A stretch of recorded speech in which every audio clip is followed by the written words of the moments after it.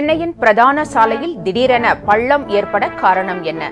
குடிநீர் வடிகால் வாரியம் மற்றும் நெடுஞ்சாலைத்துறை அதிகாரிகள் ஆய்வு.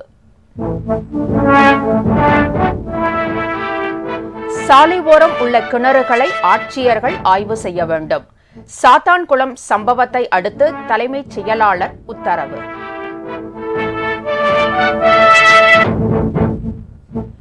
ஈரோடு அருகே தோட்டத்து வீட்டில் குடியிருந்த தம்பதி கொலை செய்யப்பட்ட சம்பவம்.